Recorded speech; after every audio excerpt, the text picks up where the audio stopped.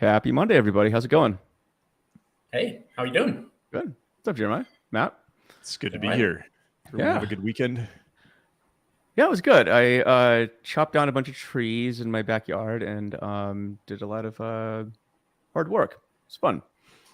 Yes. Here in DC, the winter has literally today arrived. So like Yeah, I'm in yeah. sweaters. I mean, my kids are in huge coats for the first time. I'm not that happy about it, but here we are. Same thing in New York. Yeah, like arrived this morning, essentially. Yeah. Oh, that's fun. The but the kids are always stoked, I think, at the beginning of the year because they get to put on jackets that may or may not still fit them from the last season. And so you either look like the kid in the Christmas Story movie where he has like the big jacket where he like looks like a straight jacket or something. Yeah, I almost wish we were in that situation. My son tried to get on the bus this morning in just shorts and a t-shirt, insisting to me that it wasn't really going to be that cold at school. And I'm just like, how do I like this is a conversation I'm not prepared for. This wasn't in the instruction manual. Like, how do I convince a child to put a jacket on? My approach is I don't. I'm just like, fine, school's not that far. Go walk. Yeah, yeah. And then they come back like after 50 feet. Like, oh, it's cold. Yep. I'll let you know how that goes. I'll try it tomorrow. I'll let you know. Yeah. I'll send you the bill for the therapy I cause in the future. Oh yeah. Well, disclaimer: people who have kids, you're on your own on this one. But my approach is very much just I don't know. If there's a hot stove. Go touch it and find out for yourself. So I'm not going to stop you. So yeah. Axe throwing, hammering, whatever it is. Like, I mean, you've been to my cabin before. It's like the Wild West out there. They play with axes and stuff. It's so much fun. So anyway, cool. Well, on that note, the conversation can only go downhill from here because we're going to talk about boring tech and boring everything. And so let's kick it off. Jeremiah, for people who don't know who you are, do you want to give a quick intro? Absolutely. Hey, everybody. I'm Jeremiah. I'm the CEO of a company called Prefect. We make data flow automation software and help people build more robust data pipelines. My background, we were just chatting about how I've come a long way from sort of computational statistics as an academic and then a data scientist working with time series, a little stint with machine learning and computational neuroscience, and finally ended up here in my life's work as a tool maker, as it were. And seen a lot of boring tech along the way and fell in love with pretty much every piece of it that I've seen. yeah, we all have this journey in common. That's what we were discussing before the show. Like you've used the term reform data science. We use the term recovering data science, but basically discovering that tools are really important in trying to do our jobs and then turning into tool builders and tool architects. Or just tools. Or that's also possible. That too. Yeah, Jeremiah, what's like? Okay, so you mentioned you've come across a lot of boring tech in your life. What does anything come to mind as maybe the most boring piece of technology you've ever seen that was also useful? I mean, I think my go-to, I'm such a database nerd, and my go-to is like Postgres or even SQLite as just this like workhorse, incredible piece of technology. I mean, the things that you can do with it are very exciting. But it's the sort of thing where once you've got it in place, you don't really think about it unless it's broken or unless you need to build something new on top of it. And so for me, that's where I go. That's always like at the base layer of a lot of things that I've built, and I don't need to worry about it. But boring tech shows up all over the place, right? I think throughout your entire technology stack, you'll find things that are just these workhorse. You don't worry about them. They're old, they're tried, they're true. A moment ago, I was saying one of my metaphors that I use is like the furnace in my house, or like the hot water heater, or like some basic piece of technology in my house that I don't really think that much about. Maybe it should, honestly, but I don't really think that much about unless it's broken. But nonetheless, it lets me live this really rich life that is incredible and lets me do other downstream interesting things. And so that's how I think like boring tech fits into the world. And that's why I also think it's really it's really easy to get excited about it. It's just, it enables things, even if it itself is not the end product, as it were. And I think in consulting, one of the most common mistakes we see early startup teams make is overcomplication of their technology stacks. And part of the reason for this is Silicon Valley culture that comes out of places like Google. And what people forget is that Google had to do a lot of this stuff because it didn't exist when they started in the late 90s. Now that it exists, it's like, just take really simple tools, take the hammers, take the saws, and build really cool stuff on top of it instead of having to reinvent your Postgres's, your big data systems. Well, except when you have to, right? Then that's the difference, right? When you have to, then you do it. Yep, exactly. Yeah. I was actually having a Slack conversation this morning with somebody who was asking, okay, so I'm about to start a new job. It's a greenfield, opportunity to, kind of architect anything. And he's like, we're using, technology X, Y, and Z, and I need to know what other technologies to tack on. And I was like, yo, like, hold up. And I gave the analogy of a kind of a general contractor. Like, a general contractor is not going to show up at a job site and just start building a house, like, without having a spec, without having an idea of what the house is supposed to look like, or any of the other requirements. Like, that would be insane, right? I mean, especially if it's like your lot that you own and somebody just shows up and starts building a house. You're like, what are you doing? What's the goal? What are we ending up with? We start there. And I think, first of all, it sounds like house is going to be our metaphor for the conversation. So that's good. We're all aligned on our technology metaphors. I'll put up my hand and say, like, I am one of the most guilty people on the planet of being attracted to new shiny technologies. My team makes fun of me a lot for this, to be honest. Like, any new database that's out, I'm like, we got to use this. Let's rip out the whole database. Let's put this in. Like, I'm excited to see what this can do, because there's always some promise, right? There's always some reason that someone saw fit to introduce something new. It's faster, it's cheaper, it does, does whatever. It may have some new feature. There's always some reason for the new thing. And I think one of the hardest things to do is actually step back and say, okay, but on balance, is that thing sufficient to, like, overcome the wealth of comfort that we have with something that doesn't require us to, like, stay up at night worrying about it? And we've had, I know I've had conversations with our team internally about, like, there are technologies that are relatively new that seem like they would be perfect fits sometimes for what we're doing, but precisely because they're new, we can't bank on the fact that they will continue to perform in that way. And I think that's a real challenge, both as a vendor and as a consumer of technology, to overcome. You want that, like, beautiful middle ground of, it's boring enough not to worry about it, but it's exciting enough to deliver real value. So I think.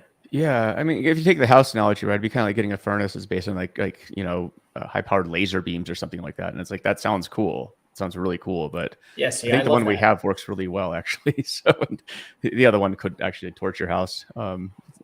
Or nuclear fusion some nuclear reactor. It's like powering your house. It's like, okay, cool. Never tried it. What risk are you taking on by starting with that? And imagine, to extend your metaphor, what if the guy just shows up and he's like, okay, we have the furnace. Like, now let's figure out where the basement goes, right? Or let's figure out where the rest of the house is going to go. It's like, no, we've done this completely backwards. But we see that a lot. I mean, and again, put up my hand. Like, I've been guilty of doing this at times. I'm like, oh my God, this is so cool. Imagine what I could build on top of this. And it's like, no. What do I want to build? What do I need to build? How do I build that in a way that's, easy for my team to trust, easy for myself to maintain? I always think about myself in 3 months. Like, am I going to come back to this structure and understand what the hell I put in place here? And if I'm not, it's just an instant non-starter. So being boring is beautiful. Being boring is the same as saying, I'm not going to have to worry about this. So what role does workflow automation play in this? Here we kind of want you to show, or at least tell us why.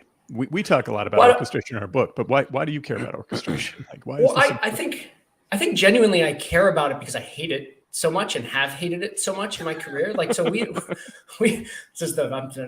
whole team is now shaking their heads. It's the worst pitch ever. We have this concept of negative engineering. And the idea is basically that there's all the stuff that you want to do, no matter what your role is. There's all the stuff you want to do, that you are paid to do, that you are uniquely expert in, that your company derives value from. And then there's all this other stuff that you have to do to make sure that it's actually going to work. That is the world that orchestration and automation falls into. It is the job of an orchestrator like Prefect or an automation tool to help you with that, to help that not be the burden and the tax on your time, and free you up to do other things. And so we lean into that. And it's important, I think, that we lean into that. We in the early days of the company, we had this mantra that if someone spent more than 8 seconds in our web app, it was a failure. And I dare you to find another SaaS company that has the same sort of product objective. But we were like, our job is to be the insurance product, the risk management product, the comfort blanket. If someone's spending a lot of time in an application, we've done something wrong. We've become a tool that they're doing things with in a way that is not what we intended. This was in our early product. And so I think a consequence of this, and one that I think lets us have an interesting conversation without me sitting here saying things like Prefect's amazing, is it's given us a unique vantage point on the stacks, and in particular the data engineering stacks that people are bringing into the world, and what sort of, excuse me, what sort of technologies they're building on, what sort of technologies they're integrating together. And I think one of the most surprising things that we've realized is, in as much as we can sit here all day and talk about boring tech, and I think there's a belief that there is an emerging sort of canonical data engineering stack, we see the exact opposite. We see this sort of beautiful but heterogeneous mix of, yes, a lot of familiar logos, but they're being sort of combined and remixed in very interesting and intricate ways. And so our job takes on this new vibrancy, despite the fact that we are a boring piece of technology, despite the fact that we are there to help everybody work together and sort of remove that negative engineering. We get to see this amazing diversity of outcomes and use cases, and then we get to derive value from it as boring tech, right? If you use a product like ours or anything that plugs that sort of negative engineering gap and frees you up to do something amazing, we participated in the value chain that led to that amazing thing. And that's an incredibly, incredibly exciting opportunity. And I think that's what all boring tech in some sense aspires to. That's really cool. Yeah, I mean, it's so useful you don't notice it, right? I think that's the utility. That's the goal. Yeah. I mean, back to the house analogy too. You don't want your furnace to be too exciting, right? That would be very fascinating. Exactly. Or your plumbing, right? Like my kid, I just had to show him how to use a plunger a bit ago. It's a rite of passage. It's a moment of excitement in an otherwise hopefully extremely, extremely boring. Right, but if you're having to do that like every 5 minutes or something like that, your plumbing's definitely exciting and probably not in the best way possible. But tech is a lot like that too. Like I can see very few scenarios where you want to be, firefighting constantly, right? And that tends to happen with a lot of, kind of by definition, a lot of exciting things. So absolutely. They're exciting because they represent in some way like unknown or untapped potential, which can be used for good or not. And I don't want to, again, as someone who absolutely loves every single shiny new object on the planet, I think it's really fun to read about. I think it's really fun to sometimes like even test, even deploy. But at the end of the day, someone's going to take responsibility for the fact that it's exciting. And I think that all products take on a certain responsibility to make sure that they find that right balance of like, yes, we are exciting, we will deliver value, but you are not going to like be up all night worrying about us. And that can be a really hard place to live. I know myself, I've sort of, the pendulum has swung at different points in my own career. I can't wait to put in new things. And then I'm like, oh my God, I got to maintain all this stuff. I got to deal with it. I don't want to deal with it. I'm not sure where I am right now. I'm probably in transition.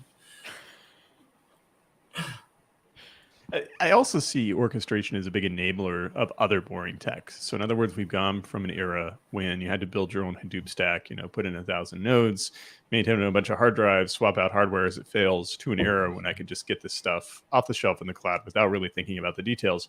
But I need something that makes sure that stuff happens at the right time and that my data can flow through and that I can stitch through all these relatively boring pieces that are kind of like data bricks, but I have to have some way of connecting them and making sure they do what they're supposed to do. And if you don't have those pieces, if you don't have the orchestration, monitoring the operational parts, you run into a lot of problems, as we know. Yeah, you're absolutely right. And I think that one of the ways that we think about it, therefore, is, so yes, let's take scheduling. Let's say we got to make something happen at 9 a.m. Great.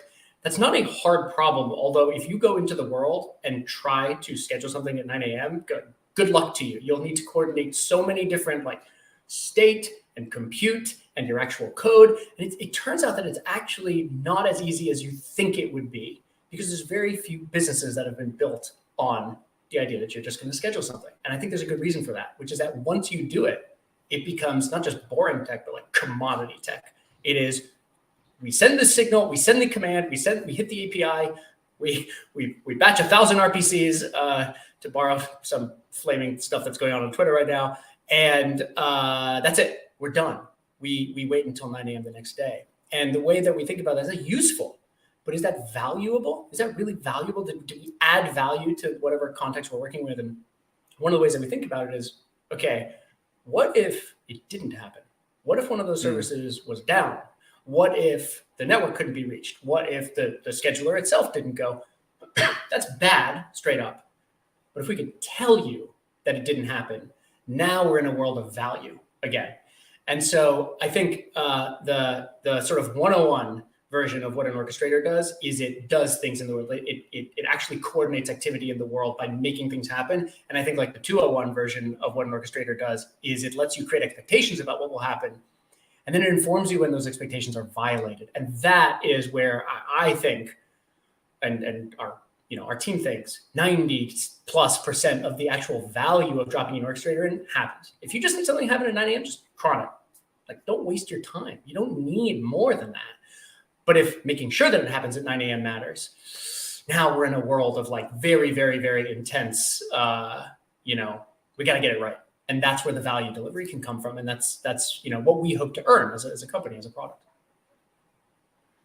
Yeah, you guys have used the analogy of air traffic control, and I've used the analogy of like train signaling for the New York City subway system, right? Like, Yep. As long as everything, you think you get on the train, it goes somewhere, you don't really think about these details, but someone has to make sure that trains don't collide and they have access to the right tracks and all these other details. That's what signaling does with some people in the mix. In this case, we want that to be as automated as possible to make sure the tasks don't collide, don't step on each other, the data flows, data gets from A to B, all these details. Yeah. Exactly. And I think this air traffic control idea is this wonderful thing. I think there's a lot of people on this planet who probably think that air traffic control is the most exciting, phenomenal, fascinating thing. And there's a lot of people who think it's incredibly boring precisely because it's there, right? I don't think there's a person on the planet who hasn't been on a plane and known the role that air traffic control is playing in their journey, but you don't think about it.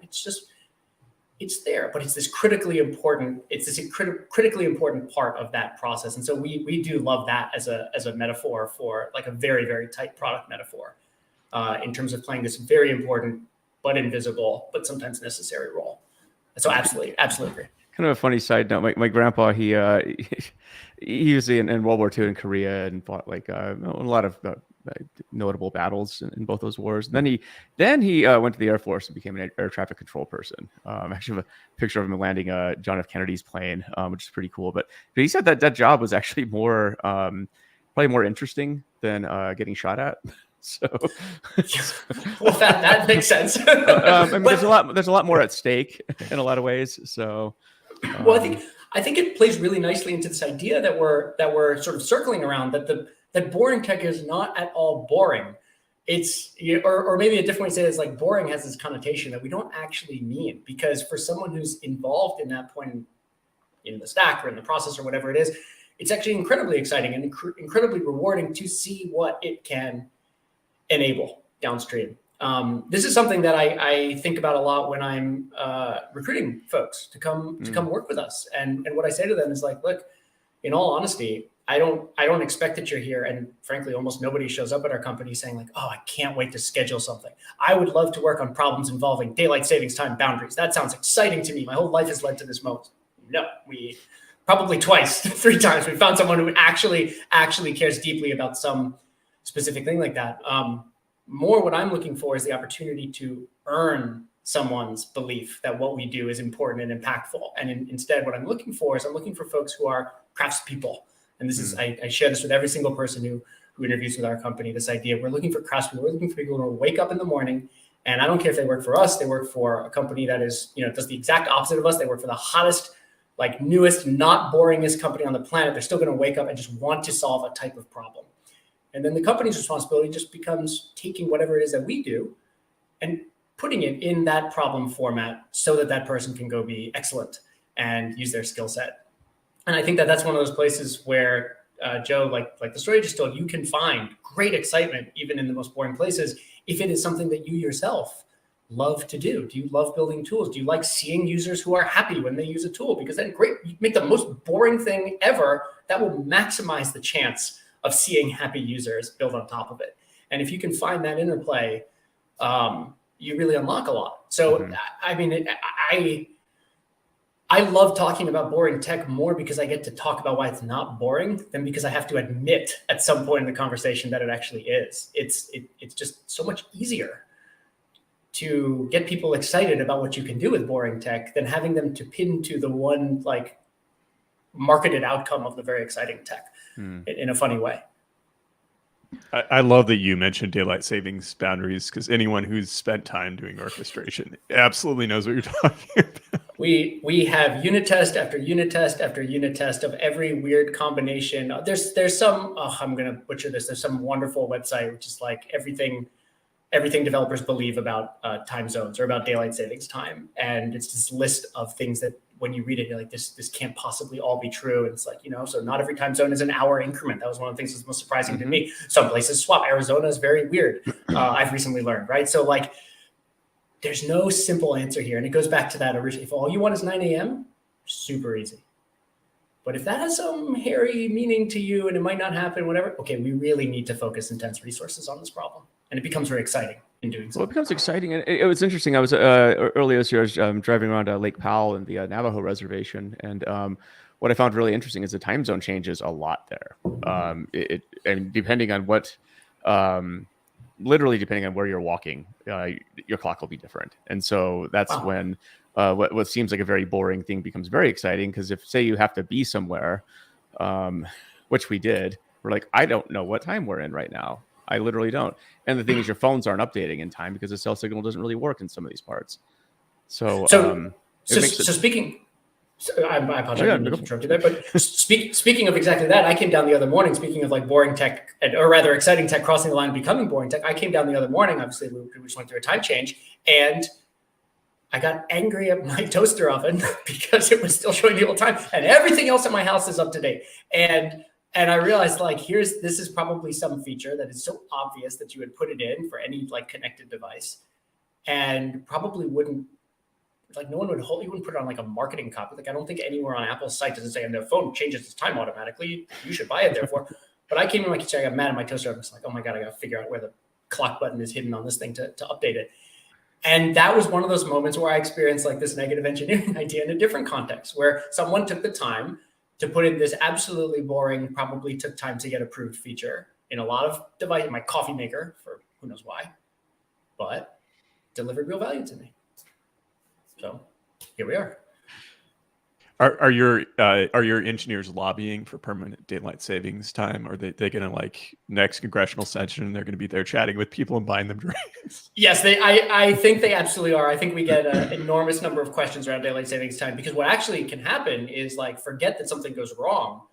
If someone didn't realize that, because who thinks about this, right? It's exactly falls into this idea of like boring tech and not wanting to deal with this problem, right? If you want something to run at 9 a.m., a lot of people don't think about needing to attach a time zone to that, because 9 a.m. is 9 a.m. I want it to run at 9 a.m. And so, sensible default is to use UTC. So, or UTC offsets rather. So you put that in, it's 9 a.m. for you locally, and then you go through November, whatever it was, 6th or whatever day we changed the clocks. And all of a sudden your stuff is running at, I can't remember if it's 8 a.m. or 10 a.m., but like one of those, certainly. And a more intelligent person than myself would remember, fall back which way that actually was, right? But all of a sudden your stuff's running at the wrong time, and you are in a world of pain, and in a completely unexpected way, and probably in an unobservable way. And so it doesn't matter if we solved all the bugs with crossing that boundary. We still need to bring users to a place where they can identify that that's going to be a problem, and make sure that they're expressing their expectation in the right way. Interesting. So, go on. No, I was going to say, now I'm going to be thinking about which way the clock should actually go. You'll be awake at 2 a.m. like, wait, which? Why did I'm so? And it's going to happen that way too, because you always wake up thinking about just the weirdest stuff, like 2 a.m. Exactly. I do, like, yeah. Exactly. For me, I woke up this morning, I think it was 2, and I was like, I wonder what the workout of the day is on CrossFit.com. So I did. Nerd. I get a lot of these, like, wake up in the middle of the night. So I'm like, oh my God, I said something to someone that isn't exactly true. I give someone advice that isn't exactly right. I should have caveated it this way. I should have, and I'll be in like a cold sweat about it, because that's funny. Well, it shows you care. So it freaks me out. Yeah. Well, or I don't want to be wrong. There's always a selfish interpretation of every action. Interesting.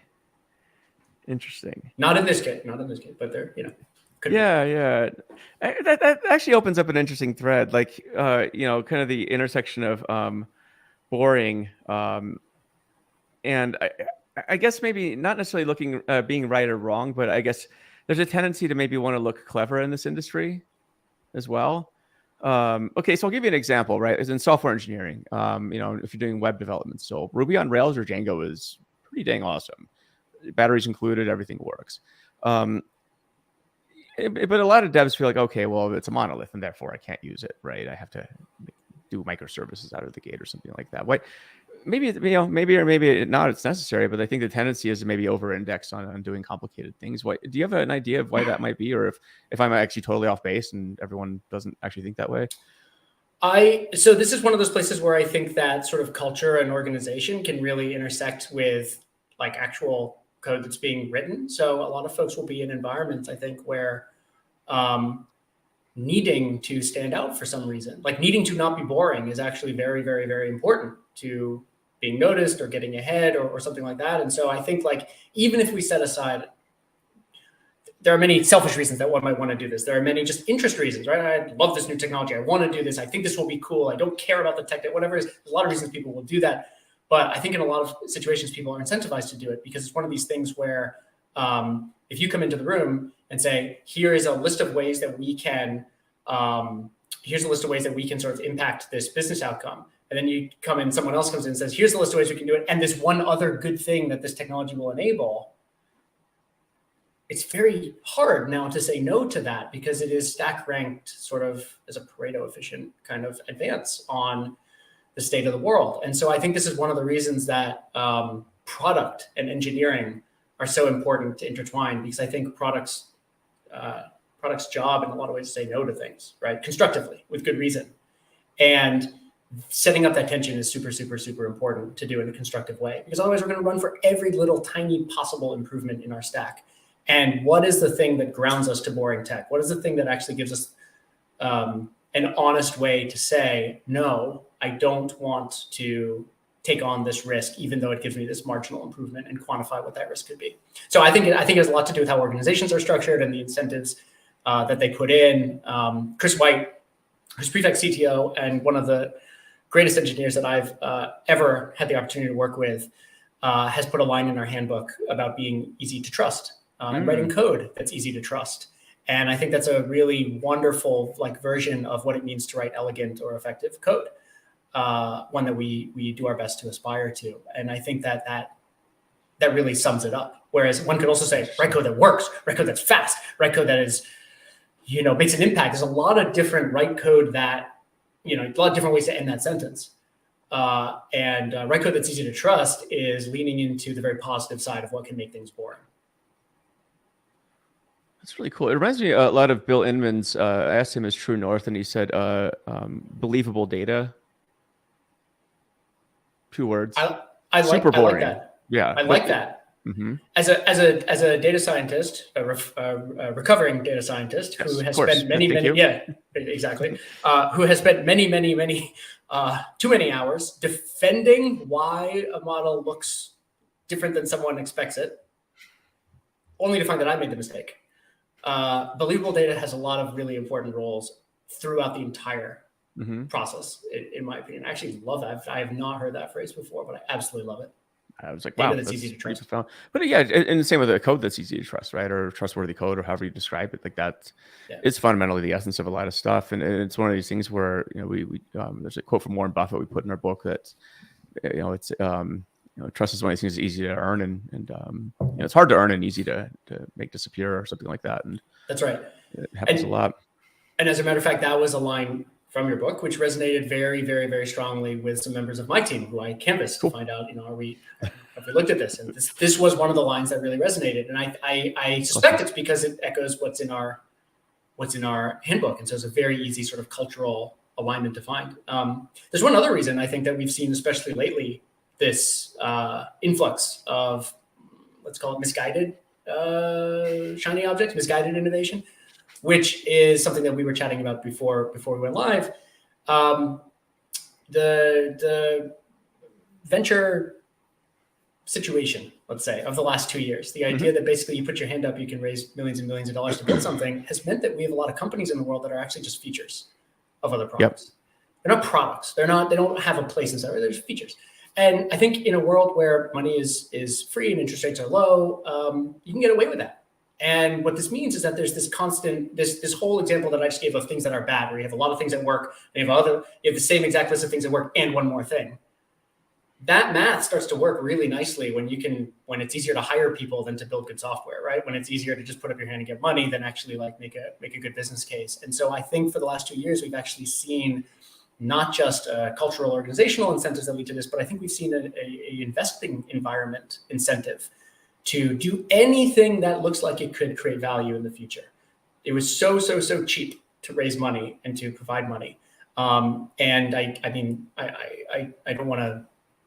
I learned recently that the phrase or the term Jeremiad actually means a very depressing story. It comes from like the biblical prophet of Jeremiah, who's a very depressing person. You all can go look him up. Oh, yeah, I've seen this. So there's a noun, which is a Jeremiad, which I guess I'm excited that it's the only noun version of my name. And it basically means when you say really, really depressing things. So here's my Jeremiad, which is going to be massive consolidation in our industry over the next year or two, as a lot of companies that aren't real like products, but a capital P, right? Businesses are going to discover that you probably can't actually build $1 billion or even $100 million or even a $10 million business on top of these marginal improvements. Those should have been done as feature teams, not startups. And I think that that's going to be a very painful process for us to go through, a very painful consolidation process. But I think the one silver lining in it is that we'll be left with a lot of really boring technology and a lot of solid data stacks. Yeah, and it's interesting to watch. It appears we're going to have a downturn of some sort very soon. And I think this is also a really great opportunity for innovation, right? But it's going to be innovation that's very focused. Joe, you like to use the term shiny object syndrome, which is just like chasing stuff that looks really cool. And we've been in an era of shiny object syndrome in the investing space, where it's just like, throw AI at it, throw some buzzwords at me, I'm going to invest in you. Web3, everything. Web 4. We ran into a Web 4 company. I think we saw a Web 5 company or something. Yeah, it was bananas. It's so shiny, it was blinding, right? It was too much noise. I mean, and I had thought of doing a product startup or a company, but I was like, there's too much noise right now. This is absolutely the worst time to be raising money and trying to do a company, even though it counterintuitively seems like the best. In fact, right now, I've been thinking about maybe now is the time to start looking at stuff, because it's like everybody's going to get cleared out real quick. So, or taken out, I guess, like, with kids, 6 kids or something. But the blockchain is a fantastic example of not boring technology. Not at all boring. There's nothing about it that's boring. I mean, we're using it as a database. Well, why don't you just use a database? Well, because it's a blockchain. It's like a very circular reason. But it is this shiny object syndrome of chasing it because it's new, not because it necessarily delivers like this holistic product innovation. And I have mixed feelings on whether or not downturns actually lead to innovation, or if it's a survivorship bias situation where like companies that are being started right now are necessarily leaner than companies coming into right now, which are short on cash, finding it difficult to raise without, terrible things. And, I think a lot of people like say, well, Airbnb was started in 2008. And I'm sure this whole like host of similar companies, Lyft, I think. What was it, because they were started then, or was it because the capital environment forced them to evolve real business plans and not just sort of throw a bunch of stuff out and say, oh, we think this is useful to people and we'll see what works? And so that's my, I don't know, maybe contrarian, maybe Jeremiah. I don't think it's contrarian at all. I think it's just a lot of it's common sense, right? And the thing is, it's always kind of a mix of everything, right? Like you got to get real lucky. It certainly helps if you can run a real business versus, some kind of funded entity, I would call it. I wouldn't call it a business necessarily, but it's just, you got money and you happen to have a company, and at least a registered company, and you might make money, you might not. That's not the same as running a business, right? Like I think, absolutely. And Matt and I were sitting here, we run a consulting business. That's the most boring business you could think of. And we're just sitting there like, geez, like, how is it that all these other companies are like valued, more than we are, even though we're probably making more revenues than they are, right? But why is that the case? That's bizarre. So, I mean, shiny objects exist for VCs too, right? Yeah. If you can dream it and you see that, and it's very different. I had a consulting business for a couple of years, about 10 years ago, and I loved it. Loved every minute of it. Loved the lifestyle it enabled me. Loved the clients that it let me work with. I loved more than anything. I loved the diversity of problems it let me have a window into. I was building like super, super, super early I mean, this was the Wild West of like machine learning. It wasn't even called machine learning at the time. We called it, I don't even remember what we were referring to it as, but I got to work with like these sort of instrumented farms that were for the first time collecting like moisture levels via sensor, but they needed to know like what's the difference between a puddle and a flood and a broken pipe. Like, how do you actually measure that? How do you pull this out of the data? And in the next breath, I'd be working with like some company that needed, their refrigerators were breaking in. How do we know when the temperature has dropped to a level and it's not just someone left the door open for 30 seconds? And I just love getting to see so many different windows in. And then under the hood, it was kind of always the same data problem. Like some version of anomaly detection. I think that's been a thread through my career, is like risk management of one sort of another. But I love that. I love getting to see stuff like that. It's great. Yeah, it is great, and I think it's interesting. Like, I'm curious to see what sort of the new crops of companies that pop up, during this, I guess downturn, whatever we'll call it. I guess just the new reality. And as you say, consolidation is going to happen. What do you think consolidation looks like? I've heard a few things. I'd love your opinion on that. Well, I think the nature of what's led to the excess means that consolidation, just to be blunt, means a lot more bankruptcies than acquisitions, because there's a lot of companies that are entire companies around what I would argue are features or feature improvements, and consequently, it's a very, very, very expensive way to buy a feature. Whereas you might build it, or you might even take this team and build it. And so I do expect significant consolidation in terms of the number of names, but I don't think the mechanism for that is necessarily going to be M&A, just because, again, when there are so many, I think the biggest determinant of whether a company comes through this period okay or not is whether they have restructured their operating model from a period of zero interest rates to a period of significantly higher interest rates and sort of a high cost of capital as a consequence. So if you can do that, then your business will flourish. In fact, you'll be literally more profitable than ever before. Whether or not you are literally profitable as a startup, where you are in your sort of maturity.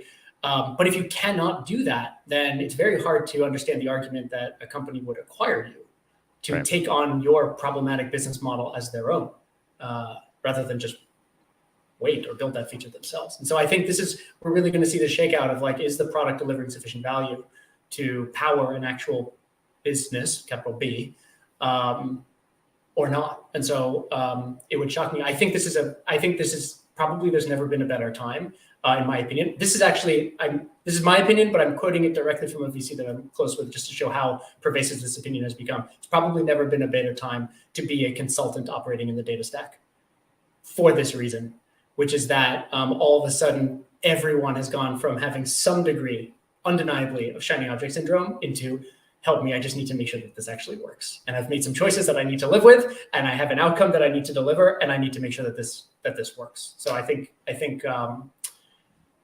going to have front row seat, as a matter of fact.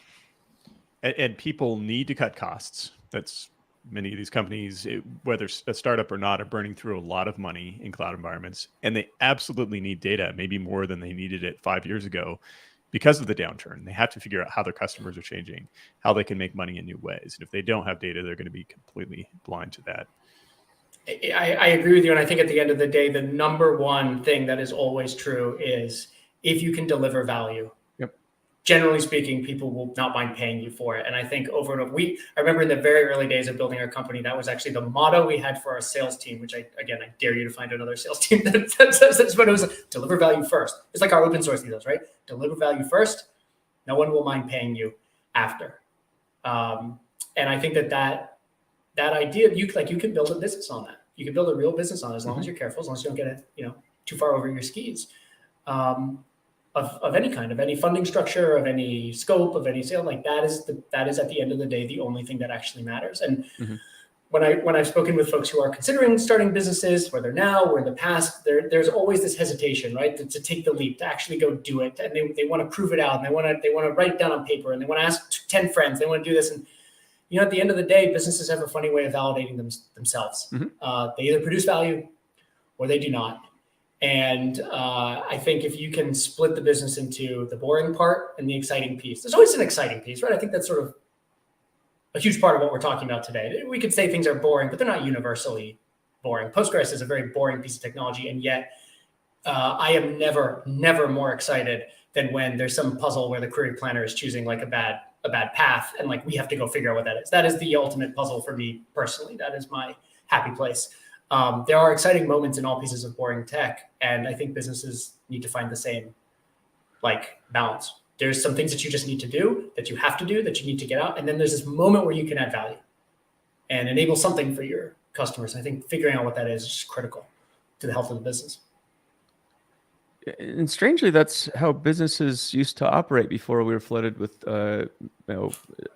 being carpet bombed by endless amounts of money.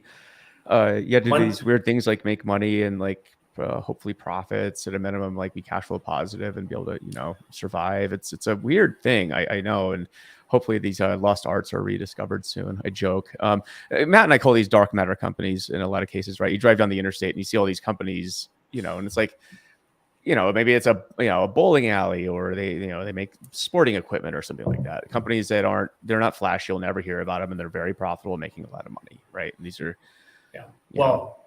hearing that you quoted Warren Buffett in your book, I think says everything we need to know about your view on like what makes a healthy business and how to think about a healthy business. But I completely agree with you, and I hope that you're right. And I'm sure. I mean, I'm curious, but I'm sure that you have seen in the work that you're doing and in what your clients are trying to achieve. I'm sure that you've seen every variety of this. I'm guessing that you've gotten requests to use specific technologies, which you may not be the ones that you would volunteer for exactly this reason. But is that something that you have to navigate sometimes? Do you have to help people come to that realization? All the time. I mean, frankly, as consultants, just that piece of advice, like you spend 5 minutes with a client, you look at their architecture diagram and say, this is way too complicated, let's make it simpler. That can be worth like actually 100 hours of consulting just to have that conversation, and we see it over and over again. I can absolutely imagine, and it comes back to this idea of like, just remove this complexity. This is not where you want to spend your time and energy. Mm-hmm. It's probably, I would imagine that there are other folks who would say, actually, that's the shortcut, right? That's where you can make a ton of money by leading people to build these crazy contraptions. But then we're in a place of like, be easy to trust. Like that's not going to survive. That's not going to get the engagement in a month. When we started Ternary too, like the thing that Matt and I decided upon, I don't know if it's a metric, but a true north that we centered upon was building reputational capital, right? So even if we had to lose money in the short term, by building a good pile of reputation over time, that's worth more than almost anything, because you can make money once you have a great reputation. If you have, but taking shortcuts and making money quickly leads to bad reputation. In this industry, especially, it's small enough where if you destroy your reputation, it's really hard to earn that back. And memories are long.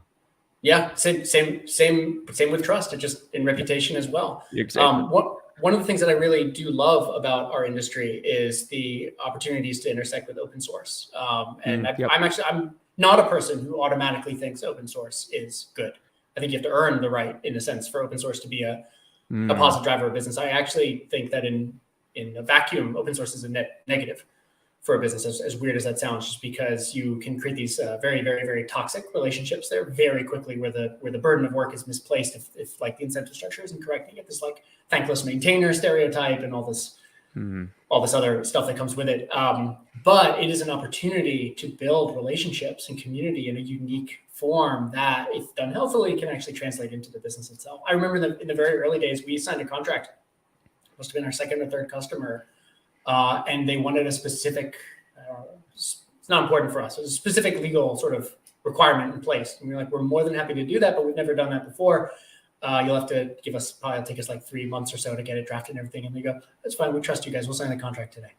And that sort of just showed the art of the possible, which is cool. If we build trust, we commercially benefit in a very tangible way. And this was something that was, I think, really important for our early team to see, how the trust, the relationships, the genuineness of it, if you will, translated into actual outcomes that drove our business. And that is still, this is 4 years later, that's still a great customer of ours and a great relationship of ours.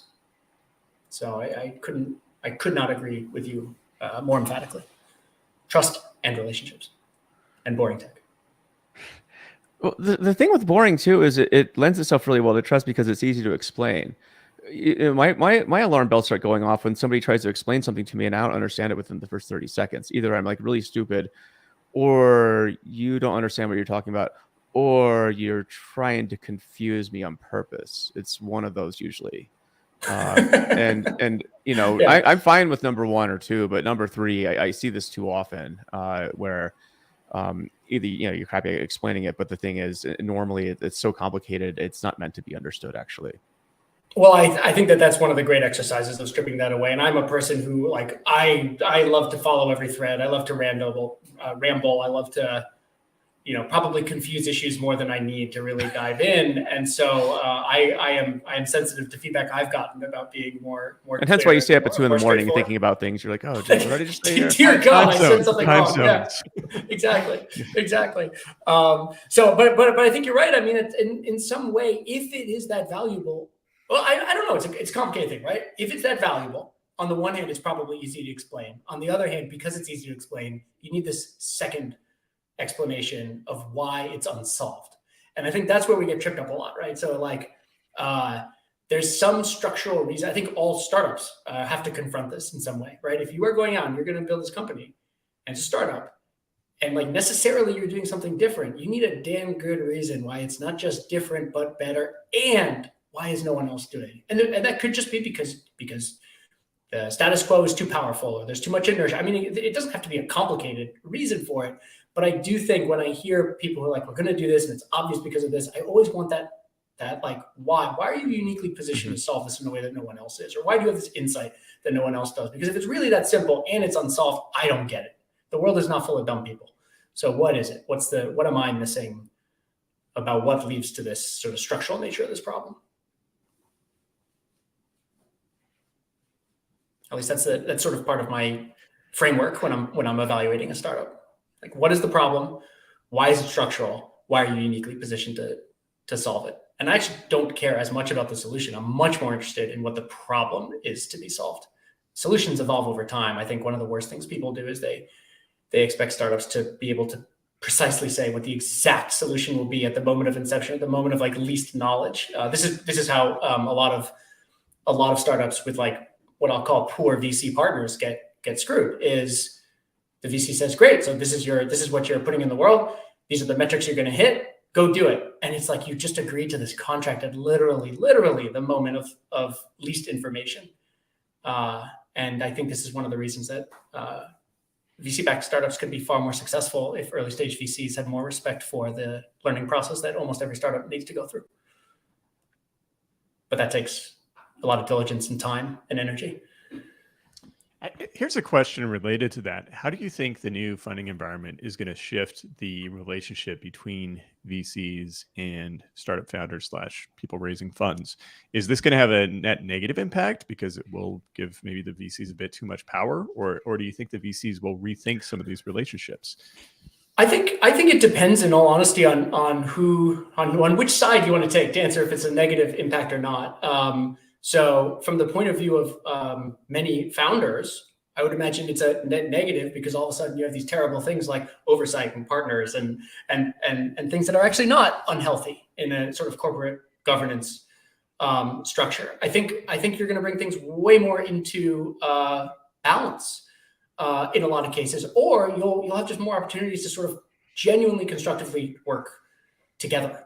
As a team. I like to say that the founder of a company is literally the only person who didn't have to interview, right? It's probably the least hireable person is actually the most sane explanation for why this person is here.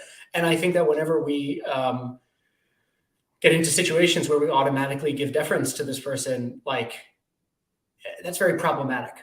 And in an environment like we just had, where VCs were so desperate for deals to get done that they would sort of do this with no diligence, with no oversight, with no whatever, you can get into bad situations unless you genuinely find a way to form that partnership.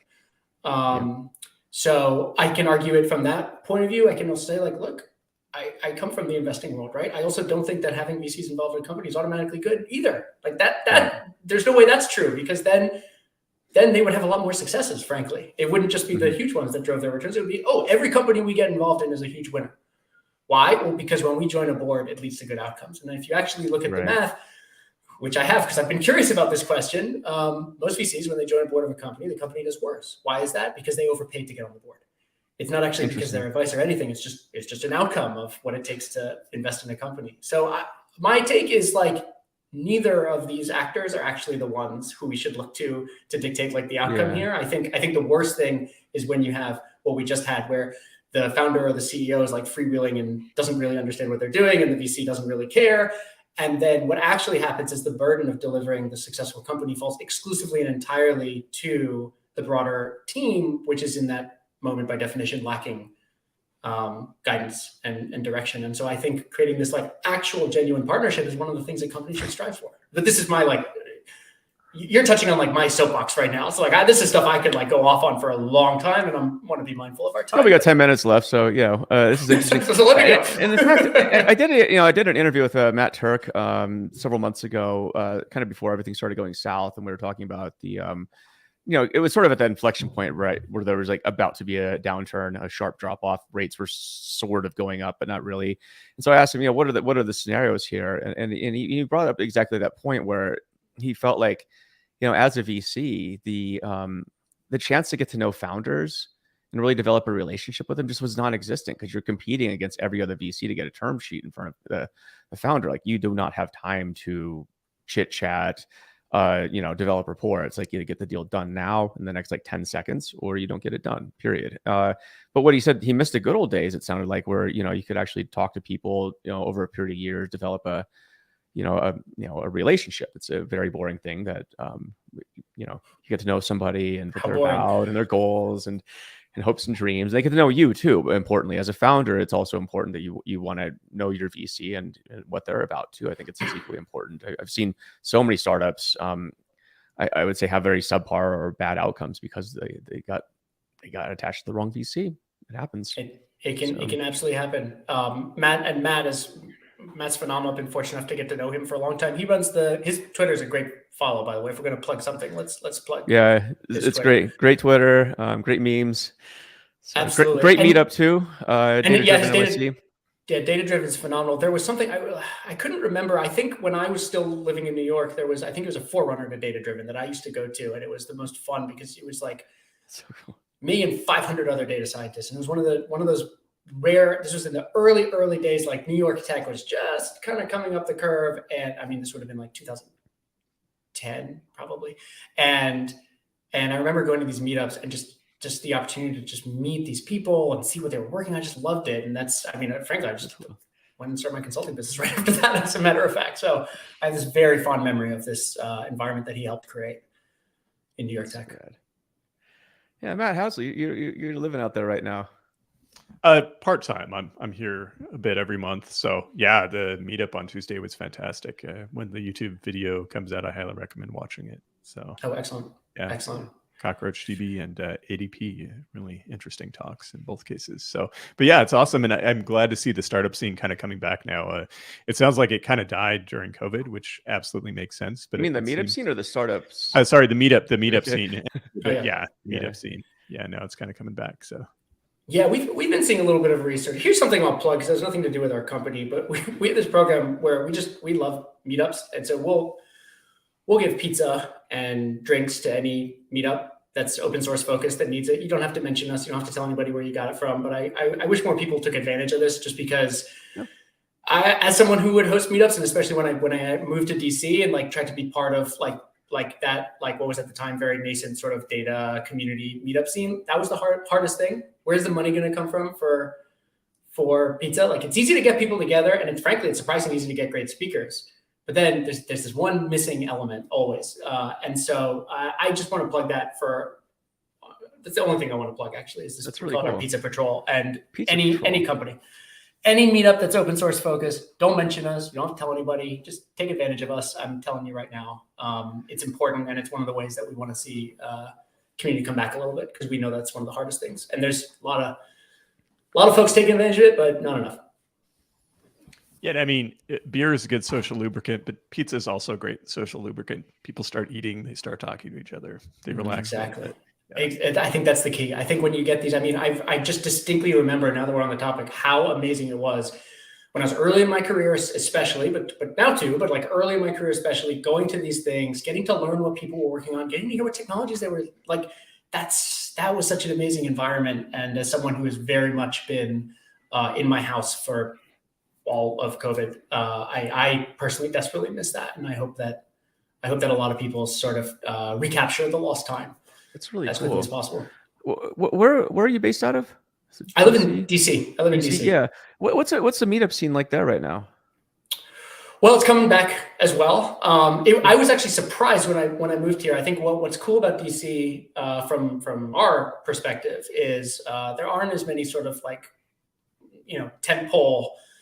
There's not a huge startup scene here, although Amazon is supposed to be, arriving very soon, and we'll see what that does. But what there's this enormous data community, biostatisticians from NIH, and engineers from, I don't know, Lockheed, and so there's this enormous community of data adjacent people in the area, even if there isn't this sort of like startup drumbeat to bring them all together in maybe a more natural way. And so the meetups are enormous, and such a variety of applications and approaches to learn about. And so I love that. When I first got here, I was actually shocked because my wife grew up here. That's why I'm here. I don't have really a connection to the city, and I didn't, frankly, know what I was getting into. I didn't know what was here. So I was delighted to find such a community, and now I'm very, very, very interested in helping it come back.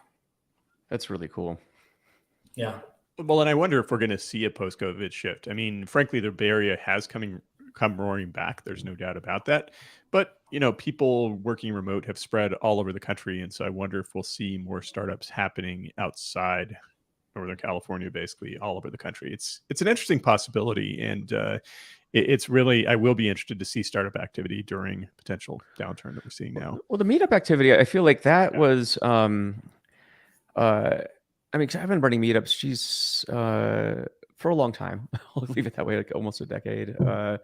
Get started with a Rails group way back in the day, then Python, then a data engineering meetup, and a few others as well. But the thing I noticed, and we're trying to resurrect these in Utah right now as well. And I would say pound for pound, we get a lot of people showing up. Like I think we had, we get a lot of people. I'll leave it at that. So, but it's a weird one. I think it's time it's a good opportunity to kind of rethink the format of a meetup as well. I really feel like people now go for networking and, to mingle with people versus the presentations even. And so I've been more telling, potential sponsors of meetups, look, why don't you just sponsor a happy hour or a lunch or something like that? Like an event where people can go do stuff. Maybe they can talk, maybe they do lightning talks, maybe they don't. I think people at this point just kind of want to reconnect, Totally. and that's a community. I think one of our guiding principles. So Prefect has always been a hybrid company. We've had remote folks and in-person folks, and now we're fully remote. And so one of our rules now is we've sort of reemerged our own IRL presence and brought our team together in different ways. One of our rules is whenever we're together, we cannot do something that we could have done virtually. And it's a great constraint. That's cool. And so, yeah, so that leads to all kinds of different, like if you're going to sit people down in a room and show them slides, you better have a damn good reason for why you didn't just do this. This could have been a Zoom basically. But with that constraint, it's like, okay, so we're only going to reserve that for situations where there's a conversational opportunity, where we're actually going to bring people in a way that, boxes on a screen isn't as conducive to, obviously everyone's been in the situation where like, oh, sorry, is my mic on? Oh, this is awkward. Oh, sorry, I didn't mean to talk over you. You go ahead. Oh, the queue says this. Like, no, we need a real conversation sometimes to get to the bottom of things. And so that's been a really, really cool constraint. And I actually hadn't thought about taking it beyond, because with the company, we know so much about like how we work like asynchronously and how we choose to work when we're in person. I never really thought about it in the context of meetup, but like, I'd be really curious if we threw that in and we're like, okay, but this can't be something that could be replicated. I want to be that'd be cool. Yeah, no, I want to be really careful when I say that, because in the very same breath, at least internally, we have a rule that we are not going to disadvantage anyone who is remote, who is or dialed into that event, right? So like, there's it's hard. I'm not going to say it's easy. It's hard, and we have a phenomenal internal team that is dedicated to making sure this works. But there's a way to do it where you get the engagement and you capture something about the in-personness, and then you don't disadvantage folks who are cool. By choice or otherwise remote. So I think it can be done in the meetup context. Yeah, I think it can be done. And actually, coming up on time here. Speaking of meetups, Utah Data Engineering Meetup is this Wednesday, and we have Zhamak Degani speaking about the hard parts of data mesh. So it's virtual. I think to your point, Jeremiah, we felt like those types of presentations, Q&As, especially with the speaker who's remote, we'll just keep those remote for now. But for local communities, it's like bring back the local element to to things, get people out, do stuff, but it's tricky because in Salt Lake, I want to take people on hikes, but all the hikes here are like you climbing up mountains. It's not like, and it's getting to be winter, which It's makes not- it is winter. It's like Yeah, I mean- we have a high of 30 today or something. It's amazing. Oh, it's actually colder. Okay. Yeah, like I'm nuts enough. I ride my bike around still, but yeah, it's cold here. Yeah, this has been a fun chat. For people who want to learn more about you or Prefect, how can they do that? Sure. Prefect's at prefect.io. And easy way to find me is on Twitter/JLowin. But it's mostly horrible puns and dad jokes, and don't expect to learn too much, except for the occasional SQL problem that I can't figure out myself. Didn't you say that you're people say you remind of the guy from Parks and Rec? My team likes to say I'm like Chris Traeger in terms of nothing seems to get me down, but yeah. That's amazing. I'm an eternally positive person, I think. That's awesome. It's been a really fun chat. So absolutely, so nice to spend time with both of you. Thank you for likewise. I hope to have you back on sometime again. I think it's a good conversation. So there's a lot more layers we haven't talked about. So we can go let deep us on know. some of this. Let us know if you're in Salt Lake or New York City, and I happen to be here at the same time and love to connect. And one of these days we'll get out to DC. So you got it. Well, anytime you're here, me and the extended data community will welcome you. Thank you very much.